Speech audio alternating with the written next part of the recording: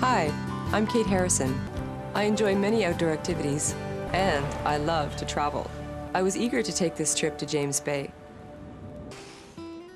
Most of the people who live here are native Canadians and are from the Cree Nation.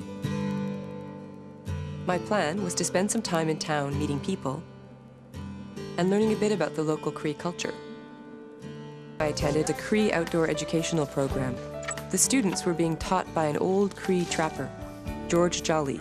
George offered to take me to see his trap lines. What are we doing? Huh? What are we doing? You tell me, George. You tell me.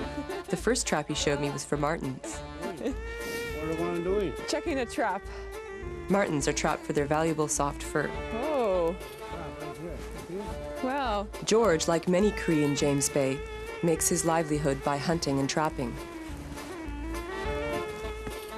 George spoke Cree and enough English for us to communicate. Later on, he explained how a beaver trap worked.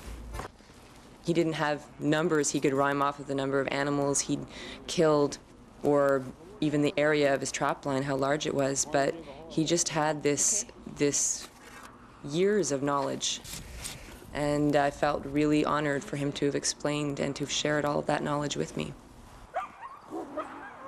Later, I spent an amazing afternoon with Carmen Tozer, learning how to drive a team of huskies.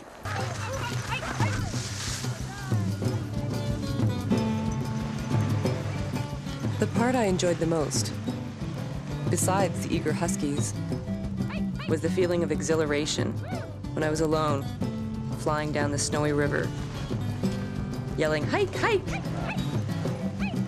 I felt so free. On my last day in James Bay, I got up early. The sense of isolation was overwhelming, and yet at the same time, there was a sense of tranquility.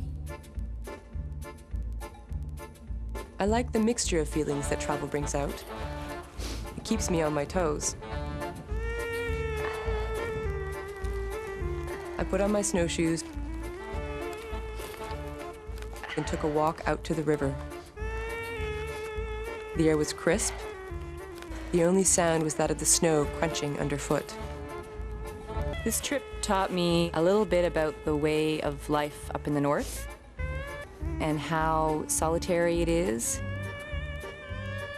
and yet, at the same time, how much humor and character and joy people can have, even though they live alone and in such extreme conditions.